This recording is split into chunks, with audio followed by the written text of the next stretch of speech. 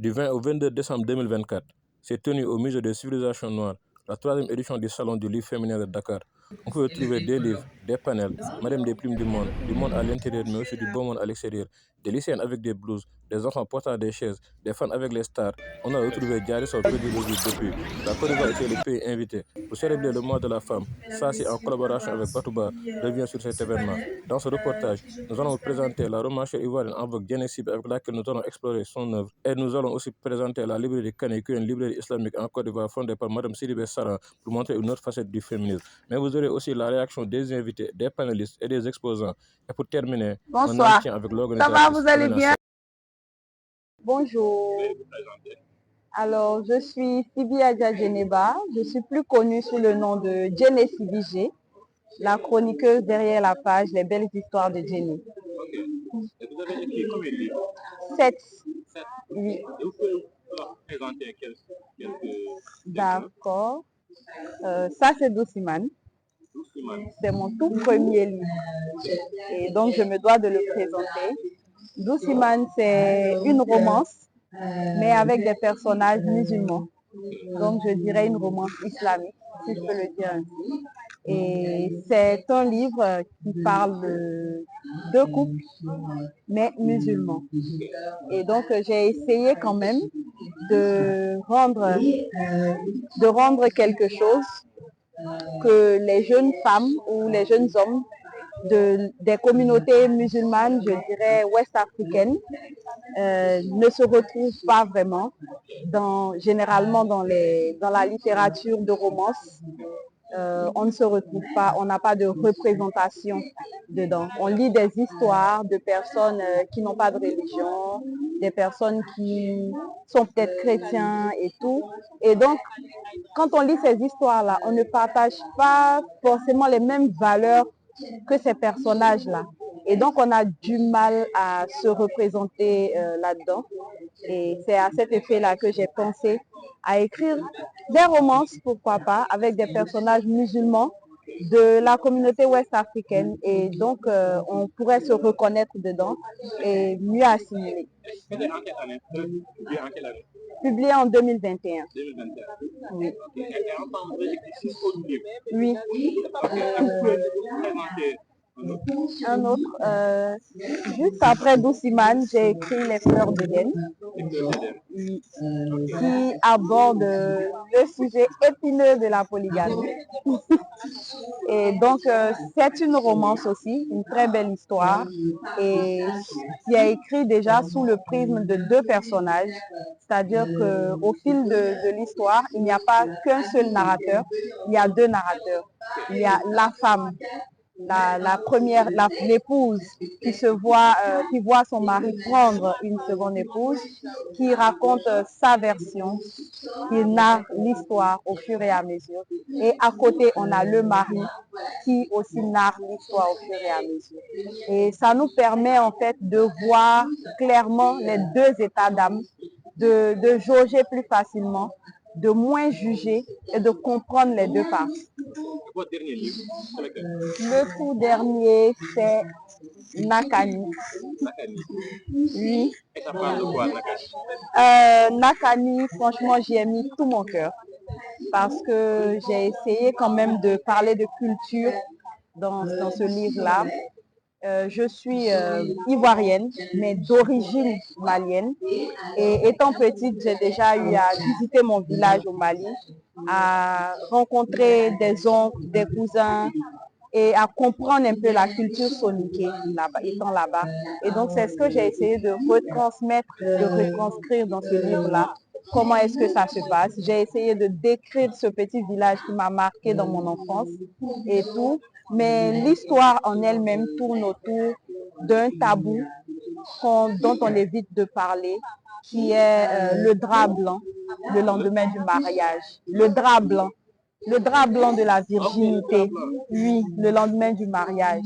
Parce qu'il y a cette culture erronée-là qui fait porter ce fardeau aux femmes, comme quoi, excusez-moi, il faudrait que le drap soit rouge le lendemain du mariage. Alors qu'il y a des femmes qui naissent sans hymen, il y a des femmes qui naissent avec l'hymen perforé Il y a des femmes qui perdent même au cours de leur vie pendant des accidents et tout.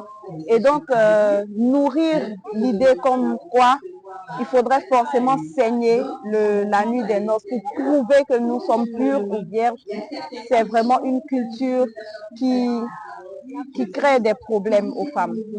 Voilà. Et c'est quelque chose de tellement tabou, on n'en parle pas. Et quand on alimente cette ignorance-là autour de ça, ça peut bouleverser des vies, ces petites ignorances-là. Voilà. Donc, le personnage principal vit ce genre de situation et on essaie de suivre avec elle jusqu'au bout comment est-ce qu'elle s'en sort finalement. Maintenant, vous m'avez présenté 3 œuvres, mais j'ai vu que ces œuvres tournent autour du couple. Autour du couple.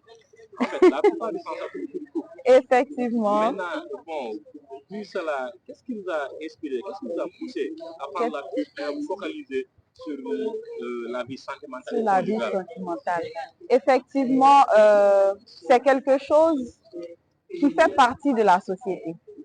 Qui fait partie de la société. Et en tant que femme, généralement, notre vie de couple, comment dire ça, la vie de couple régit presque toute notre vie. Ce qu'on fait, ce qu'on ne fait pas. Généralement, je prends un exemple dans la société. Quand tu es encore en famille, en Afrique ici, on te dit, ah, quand tu seras marié, tu auras droit à tant. Quand tu seras marié, tu auras droit à tant. Et une fois marié, tu as encore des contraintes. Ah, mais tu es marié, tu dois faire ceci. Ah, mais tu es marié, tu dois faire cela. Donc, généralement, cette vie de couple-là régit beaucoup la vie des femmes. Très souvent, leurs ambitions, leurs rêves, tout dépend de comment est-ce que va se dérouler, en fait, ce côté de leur vie. Et donc, vu que j'ai écrit aussi pour parler de la condition de la femme, de la résilience que la femme doit avoir, des droits dont les femmes devraient bénéficier. Je pense que dans ce cadre-là, il faudrait quand même décrire certaines situations sur lesquelles les femmes n'arrivent pas à mettre des mots. Ok, maintenant, vous avez parlé tout à l'heure du drap blanc. Oui. Vous avez parlé de la condition de la femme dans la société africaine. Le fait que la femme était préparée depuis son bas âge pour le foyer. Donc, toute sa vie tourne autour du mariage. Donc, c'est le mariage quelque chose qui régit son existence. Maintenant, ne pensez-vous pas que le choc des civilisations, c'est-à-dire que la civilisation occidentale qui est venue nous rencontrer, que dans notre civilisation, nous avons nos valeurs, comme nous pouvons prendre les valeurs dans la civilisation occidentale. Maintenant, vouloir substituer nos valeurs aux valeurs occidentales, est-ce que cela ne pourrait pas causer un déracinement, bien même une perte, bien même un égarement? Non, mais je ne pense pas avoir parlé d'occidentalisation ou de civilisation occidentale ici. En tout cas, je ne me souviens pas avoir parlé de ça. Voilà. Et quand je parle de la condition de la femme, je ne voudrais même pas qu'on associe ça à une civilisation extérieure. Voilà. Parce que je pense qu'il y a quand même eu des civilisations africaines où les femmes étaient un peu plus libres. Voilà. Et donc, je n'essaie pas aussi de balayer la culture du revers de la main ou de balayer nos valeurs du revers de la main parce que les valeurs, ce sont des choses qui se gardent. Mais en toute tradition, il faut savoir faire le tri, je veux dire, pouvoir garder ce qui est bon et pouvoir laisser ce qui ne l'est pas. Je vais prendre un exemple simple. Il y a des cultures, par exemple, dans nos villages, où avant, quand quelqu'un mourait, qui était important comme un notable ou autre, il fallait tuer d'autres personnes pour les enterrer avec ces personnes-là. Mais avec l'évolution et la prise de conscience, les gens ont vu que c'était vraiment quelque chose de barbare et qu'il ne fallait plus faire maintenant. Et donc, lorsqu'il y a des situations comme ça et qu'on se rend compte que c'est quelque chose qui fait du mal, je pense qu'on devrait s'en départir. Mais cela ne veut pas dire qu'il faut abandonner toute la culture ou toute la tradition. Il faut juste savoir faire le tri. Voilà. Merci beaucoup. Maintenant, le livre en Afrique, c'est-à-dire que la chaîne du livre, l'édition, l'écrivain, le distributeur, qu'est-ce que vous en pensez en ce moment? Je pense que c'est compliqué. C'est très compliqué, je le disais. En Afrique, l'écrivain est l'artiste qui ne vit pas de son art. Et je ne dirais pas qu'il vit moins, je dirais qu'il ne vit pas du tout de son art. Généralement, on dit généralement aux gens, si tu veux écrire, tu dois avoir un boulot et écrire à côté. On ne considère même pas en fait le fait d'être écrivain comme étant un métier. Et ça déjà, c'est assez grave. Parce qu'il y a des artistes peintres, il y a des artistes chanteurs, il y a des artistes qui font du théâtre, des artistes qui écrivent des choses. Et pourquoi celui qui écrit est aussi relégué au bas de la société, si je peux le dire ainsi, alors que le travail que nous faisons est tellement important, tellement important. Mais les chaînes, comme je vous dis, ce n'est pas encore comme il le faudrait. Pas valorisé. Voilà, ce n'est pas valorisé du tout. Et surtout, les écrivains eux-mêmes, généralement, ne bénéficient pas des retombées de leurs livres. Généralement, c'est toute la chaîne des éditions, des librairies, des vendeurs et tout. Mais à la fin de toute cette chaîne-là, il y a l'écrivain qui ne vit pas de son travail. Maintenant, quel conseil donnez-vous aux autorités? Comment dites-vous soutenir le monde du livre? Pour soutenir le monde du livre, je pense qu'il faudrait ouvrir en fait les horizons par rapport au livre. Parce que nous sommes très longtemps restés coincés dans ce couloir-là où il faut passer par des personnes, il faut déposer des manuscrits, il faut attendre pendant des mois que des personnes le lisent, qu'ils acceptent de t'accompagner. Il faut attendre encore des contrats qui ne viennent pas. Il faut vraiment, je pense que le système même est lent. Donc le système devrait changer. Ensuite, pour la promotion et la distribution, il faudrait beaucoup plus de plateformes. Beaucoup plus. Par exemple, les artistes, chanteurs, si je peux le dire ainsi, ils font des concerts. Et c'est comme ça qu'ils vivent. Voilà. Normalement, ils ne vivent pas seulement en vendant des CD ou des cassettes. Ils font des concerts. Ils rencontrent leurs fans, leur public et tout. Mais il n'y a pas beaucoup d'endroits où des personnes peuvent rencontrer leurs auteurs, où les lecteurs peuvent échanger avec leurs auteurs, où les auteurs aussi peuvent faire valoir leur travail en dehors du fait d'avoir des livres dans les librairies.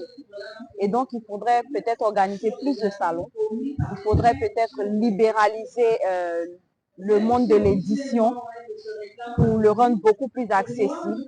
Il faudrait aussi peut-être donner de la valeur à l'auto-édition. Maintenant, qu'est-ce que vous pensez du salon? Oui, je pense que c'est une très belle initiative. Une très belle initiative parce que généralement, le monde du livre est régi par les hommes. Et on n'est pas très mis en avant en tant qu'auteur, autrice féminine qui parlons de nos problèmes de femmes. Et il n'y a pas mieux en fait que la femme pour écrire la femme. Et donc avoir un endroit comme ça où on peut se rencontrer entre femmes pour se parler, échanger, déjà rencontrer nos lecteurs, nous mettre en lumière. C'est très important d'avoir et je suis très heureuse d'avoir été invitée ici parce que je suis de la délégation de la Côte d'Ivoire. Donc j'ai quitté la Côte d'Ivoire pour Dakar et je ne suis pas déçue. Je suis très très fière en fait de l'organisation. Tout se passe super bien et je suis contente d'être là. Maintenant, pour terminer, vous avez présenté un autre livre, comme vous en avez écrit assez. D'accord. Ok, je vais présenter ça. Bout de femme brisée, qui est un livre qui retrace 8 histoires de 8 femmes différentes à 8 endroits différents, mais qui se retrouvent toutes brisées par quelque chose. Certaines brisées par des hommes, certaines brisées par la vie et certaines brisées par elles-mêmes parce qu'elles auraient fait de mauvais choix. Et ce livre-là est préfacé par le docteur Aminata Kane de la Côte d'Ivoire et vous pouvez y retrouver plein de conseils par rapport à la santé mentale. Merci beaucoup, Madame Diene. Je vous en prie.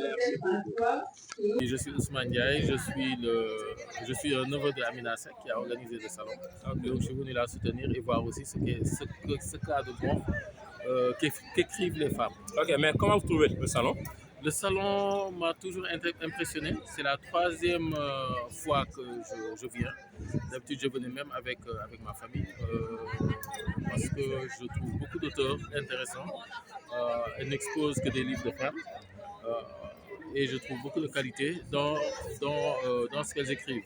Et ce qui m'impressionne, c'est la largeur du choix. C'est-à-dire qu'il y a des exposants qui sont... Cette année, j'ai vu beaucoup d'exposants qui sont venus de la Côte d'Ivoire et qui écrivent de la religion jusqu'au développement personnel en passant par les romans et par beaucoup d'autres choses. Donc vraiment, pour nous qui sommes passionnés de lecture et qui aimons cet art, on se retrouve très bien ici et j'aime bien y être. Et vivement le salon de l'année prochaine. Je m'appelle Caroline Despons, je suis poétesse, créatrice des ateliers Mots de Femmes en Suisse.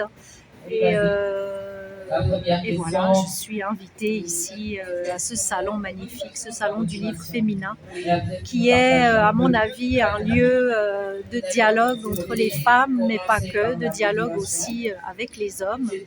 Et il faut se rappeler quand même qu'à une époque, les femmes, elles n'avaient pas le droit d'écrire. Je pense qu'écrire pour les femmes, c'est une sorte d'acte politique. Il faut du courage, il faut de la force pour écrire avec sa voix propre. Et je félicite cette initiative. Et vous avez un panel tout à l'heure? J'ai un panel tout à l'heure. Et vous allez parler de quoi? Nous allons parler de la médiation et de la diplomatie culturelle, le rôle des littératures. Ok. Voilà.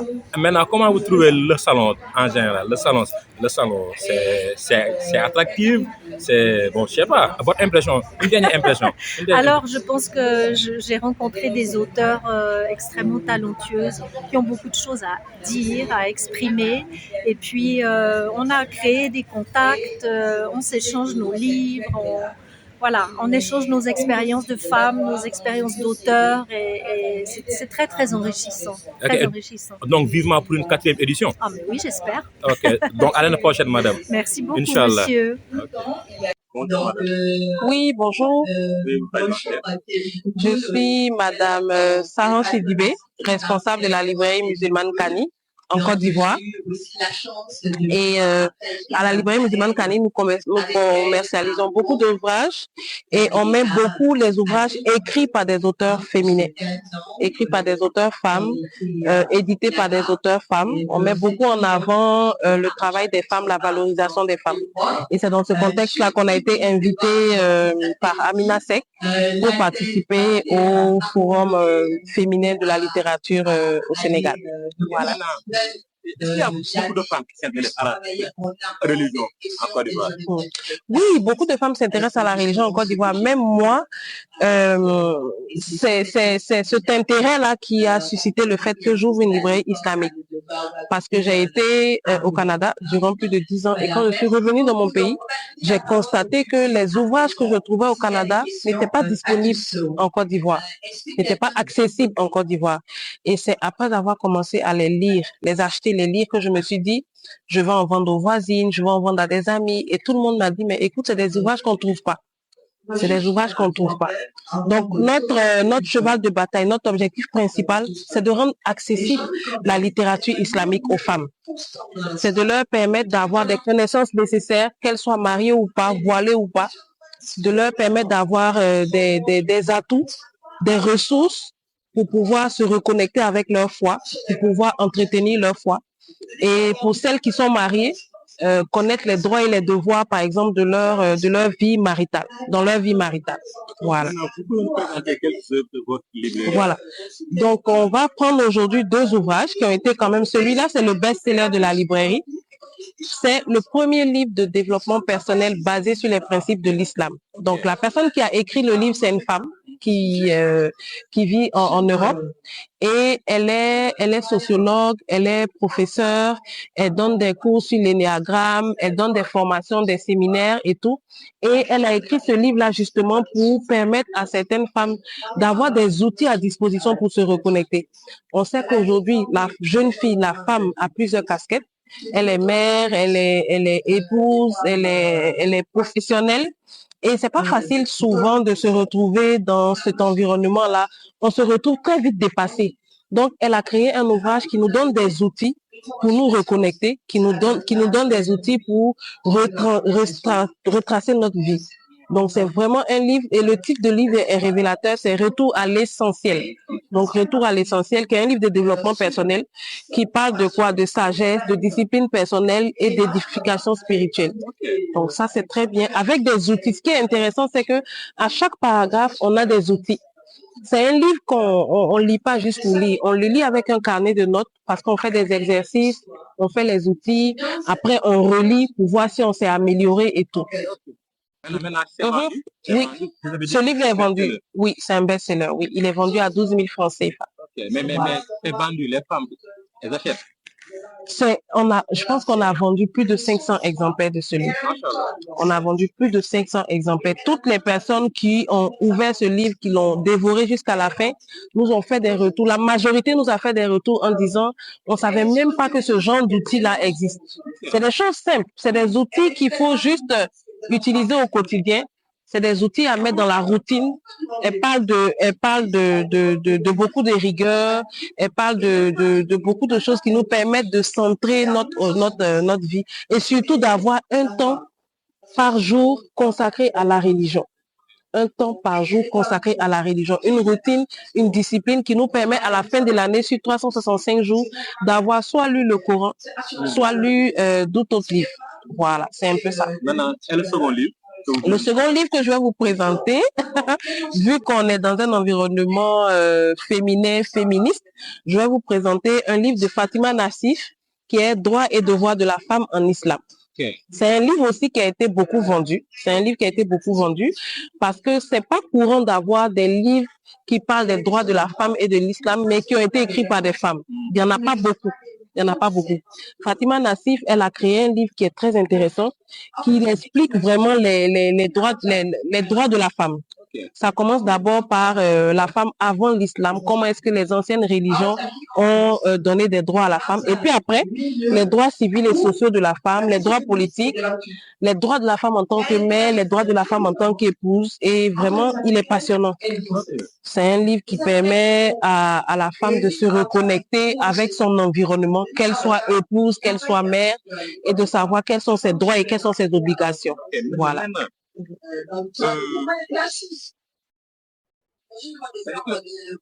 y a ce forum-là, c'est pour la littérature féminine, c'est une tribune aux féministes aussi. Oui. Et moi, je vais parler de mon propre association. Ok. C'est-à-dire que la femme africaine a tendance à s'occidentaliser et à prendre comme vrai et comme mieux les valeurs occidentales. Exactement. Et que dans le futur, il y a beaucoup de choses à dire et à voir, mais nous avons de bonnes choses aussi. Maintenant, quelque chose de civilisation, de votre occidentalisé, va déraciner la femme africaine. Parce que c'est deux valeurs qui ne sont pas. D'accord. La question est intéressante pour moi. Je vais prendre mon exemple. Moi, je suis née en Côte d'Ivoire. Je suis née, j'ai fait toute mon école en Côte d'Ivoire et à l'âge de 30 et quelques ans, je suis allée vivre au Canada. Je suis allée vivre au Canada, mais c'est au Canada que je me suis voilée. Vous voyez, c'est au Canada que j'ai appris ma religion et que je me suis voilée. J'ai trouvé le besoin de revenir en Côte d'Ivoire, venir me ressourcer. Et ce que vous dites est vrai. Quand on côtoie l'Occident, quand on côtoie les États-Unis, quand on côtoie la France, on va aller prendre un certain nombre de valeurs là-bas qu'on va appliquer et on a tendance à dire qu'on va renier nos propres valeurs à nous. Mais l'islam est une religion de paix. L'islam dit que tu sois musulman, que tu sois africain, que tu sois européen ou que tu sois canadien, tu es musulman. Et ces mêmes valeurs-là s'appliquent à tous, sans distinction de race. Donc, on va pas plutôt dénigrer la culture, mais on va prendre dans la culture ce qui est important, ce qui n'enfreint pas les règles de la religion et on va les appliquer. C'est ça. Il n'y aura pas de choc. Il y a un choc, mais ce choc-là, on peut le dépasser si on suit les vertus de l'islam, c'est-à-dire la paix, la tolérance, la patience, toutes les vertus positives que l'islam dégage, qui sont d'ailleurs partagées par nos cultures africaines. L'islam dit, respecte ton père et ta mère. En Afrique, les parents ont un droit pratiquement de vie ou de mort sur leur enfant. Donc, on regarde les similitudes. Et quand il y a des différences, on s'assoit et on discute. On ne bat pas en brèche carrément, soit l'islam ou la culture occidentale.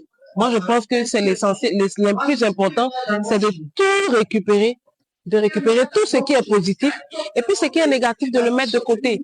Qu'on soit européen, africain ou autre, la valeur centrale, c'est qu'on est musulman. Et le musulman a des valeurs positives qui sont partagées. Voilà mon avis sur la question. Qu'est-ce que? Oui, mais c'est un très grand forum. J'ai été impressionnée parce que ici, les femmes, de ce que je vois, les femmes n'ont pas la langue de bois. Elles disent ce qu'elles pensent. Elles valorisent leur identité. Elles sont vraiment fières de leur identité et c'est transgénérationnel. On a rencontré aujourd'hui, depuis hier qu'on est là, on a rencontré toutes catégories. On a rencontré des grand-mères, on a rencontré des mamans, on a rencontré des jeunes filles, on a rencontré des filles même qui sont au collège. Donc, on sent qu'au Sénégal, ici, il y a une valorisation de la femme, il y a une valorisation de l'identité féminine et que ça leur tient vraiment à cœur de partager cela. Donc, nous, on est venus avec tout ce bagage-là. Fort de cela, on va aller essayer de reproduire chez nous ce qu'on a vu ici de positif. Voilà. Quel conseil donnerait aux autorités de la Côte d'Ivoire et du Sénégal? Mais ce que moi je dis, ce que je donne comme conseil aux autorités, c'est de soutenir. On a eu 2 ou 3 clientes aujourd'hui qui nous ont dit ah, mais vous auriez pu baisser les prix des livres, par exemple, si vous aviez été encouragé par vos ambassades. C'est la cliente qui l'a dit. Moi, je lui ai dit, ah, mais on n'a même pas pensé, c'est un accompagnement. Il faut mettre le livre au cœur du développement du pays. On ne peut pas dire aujourd'hui que on va avoir une jeunesse qui va performer. La jeunesse d'aujourd'hui, c'est les adultes de demain. Il faut qu'ils lisent, il faut apprendre. Le savoir, c'est très important. Et qui de mieux que la politique pour investir dans le savoir? Donc, ce que nous, on lance comme appel aux autorités, c'est d'accompagner ce genre d'initiative, d'accompagner positivement ce genre d'initiative. Tous ceux qui sont venus aujourd'hui ici ne sont pas venus perdre leur temps. Ils sont venus parce qu'ils savent que la littérature est très importante. C'est un accompagnement qu'on leur demande. Et vraiment, c'est un cri de cœur qu'on fait aux autorités de la Côte d'Ivoire, aux autorités du Sénégal, de toujours d'accompagner, de continuer à accompagner les événements de la sorte. Voilà. Merci beaucoup. Bonne journée. En fait, moi, dès le premier salon, moi, je me suis fixé comme objectif d'aider Amina, qui est une jeune promotrice très dynamique et qui est très proche de nous. D'ailleurs, nous avons même aidé à imprimer son livre, Mauvaise Pente. Parce qu'en fait, l'idée est originale. C'est la première fois en Afrique même qu'une promotrice entreprend de mettre en place un projet de ce genre. Un salon qui est organisé par des femmes, pour des femmes, et que les panels, les expositions, les livres qui sont exposés soient tous féminins. C'est la première fois, donc c'est normal quand même que l'ensemble des acteurs du secteur, qu'ils soient hommes ou femmes, puissent appuyer ce projet parce que c'est un projet innovateur et c'est un projet qui peut participer de la valorisation de l'édition, surtout du côté féminin. Donc, je m'appelle Christelle Nikita, des éditions Nara. Voilà, donc cette fois, on a commencé du 20 au 22. Voilà, nous sommes au dernier jour aujourd'hui. Voilà, donc les choses se sont bien passées dans l'ensemble. Voilà, donc nous remercions Amina Sek. Voilà, et son équipe, voilà, pour tout ce qui s'est passé. Nous avons nos frères et nos sœurs qui sont arrivés d'Abidjan. Voilà, ce sont eux qui étaient les invités de la foire. Les choses dans l'ensemble, je peux dire, ont eu du succès. Amina s'est bien occupée de nous. Voilà, nous étions, je peux dire, aux petits soins. Ce que nous déplorons tout simplement, c'est parce qu'il n'y avait pas trop de visites.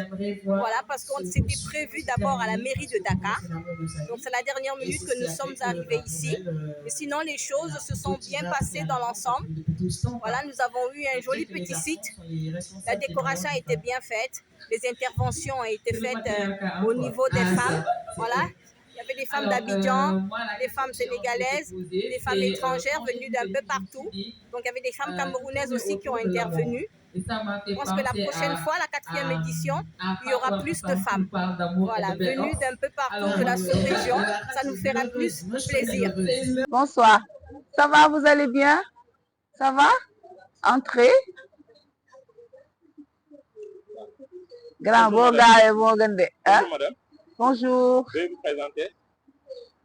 Mon nom c'est Amina Sek, je suis romancière et scénariste, fondatrice de L'Œil Culturel, qui est une agence pour la promotion des arts et cultures au féminin et aussi l'organisatrice du Salon du livre féminin de Dakar. Ok, maintenant, pourquoi pourquoi avez-vous ressenti le besoin de créer un salon spécifique pour le livre féminin? Alors, le besoin s'est fait sentir quand moi-même j'ai eu des problèmes ou bien des difficultés ou bien je n'ai pas eu accès à beaucoup d'événements littéraires déjà au Sénégal. Et le constat est que beaucoup de femmes écrivent, mais on ne les connaît pas forcément. Beaucoup écrivent, mais on ne les lit pas. Donc, l'idée de créer un salon exclusivement réservé aux écrits de femmes est venue de là. Ok. Maintenant, le livre, en général, vous n'avez parlé des femmes, mais le livre en général, comment le livre se porte au Sénégal? Le livre se porte très bien. Moi, c'est ce que je dis tout le temps. Le livre se porte très bien. Il y a tout le temps de nouveaux ouvrages qui sortent. Il y a tout le temps des rencontres, de petites rencontres littéraires. On voit qu'il y a de nouveaux auteurs, autrices aussi. Donc, pour moi, le livre se porte bien du moment qu'il y a des personnes pour les écrire. Ouais. Maintenant, le salon, votre appréciation, vous organisatrice, comment vous trouvez le salon? Alors, moi, en tout cas, en tant qu'organisatrice, je suis très fière parce qu'on a eu quand même beaucoup on a eu beaucoup de difficultés cette année, mais nous sommes arrivés à organiser. Donc, c'est une grande fierté. Je suis très contente de cette 3e édition. Okay. Voilà. Maintenant, c'est la 3e édition. Maintenant, quelle évolution avez-vous notée par rapport aux éditions précédentes? Alors, on ne va pas dire peut-être évolution, mais plutôt innovation, par exemple. Parce que cette année, on a inclus 2 prix littéraires, prix Ken Bougoul du livre et le prix des lycéens du premier livre féminin. Et puis, on a aussi inclus un pays invité, donc la Côte d'Ivoire. On a des autrices ivoiriennes qui sont là et qui ont tenu à participer au salon, soutenir le salon, aussi présenter leur œuvre. Donc, je pense que ce sont les innovations. Et on a aussi eu comme invité d'honneur Dr Fatou Sow. Et puis, voilà. Okay. Maintenant, j'ai parlé à la délégation ivoirienne. Elles m'ont dit que c'est vous qui les aviez logés et tout. Et vous qui avez tout assuré. Je suppose que ça n'a pas dû être facile. Rien n'est facile hein, dans cette organisation-là. Mais nous avons cet amour du livre, nous avons l'amour de partager. Entre femmes aussi, nous avons un besoin pressant, constant de se retrouver entre nous et puis d'organiser. Et puis, celles qui écrivent ont aussi besoin de rencontrer d'autres femmes qui achètent et qui lisent leurs livres. Donc, même si c'est difficile, on fait de notre mieux pour que tout le monde soit à l'aise. Parce que on est au Sénégal. Quand on reçoit des invités, on les loge, on les nourrit. C'est la teranga sénégalaise. Voilà. Maintenant, quelle suggestion, quel conseil donneriez-vous aux autorités pour comment doivent-ils soutenir davantage le monde du livre et votre salon particulièrement peut-être l'année prochaine? Alors, je n'ai pas de conseil à donner aux autorités. Je pense que les autorités savent ce qu'ils doivent faire pour promouvoir le livre. Donc, je n'ai pas de conseil à leur donner. Voilà. Maintenant, votre mot pour la fin? Je remercie tout le monde. Je remercie toutes les personnes qui m'ont soutenu, mais surtout les partenaires qui ont accompagné cette année le salon, des partenaires qui sont là depuis le début.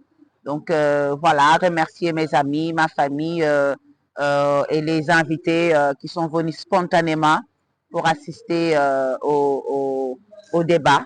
Et puis les intervenantes aussi, des amis, des personnes que j'ai rencontrées pour la première fois ici, avec qui je parlais depuis très longtemps sur les réseaux. Donc voilà, moi je suis très contente de cette 3e édition et nous donnons rendez-vous pour la 4e édition, Inch'Allah, en novembre prochain. Donc, vivement la 4e édition. Vivement la 4e édition, Inch'Allah. Merci beaucoup.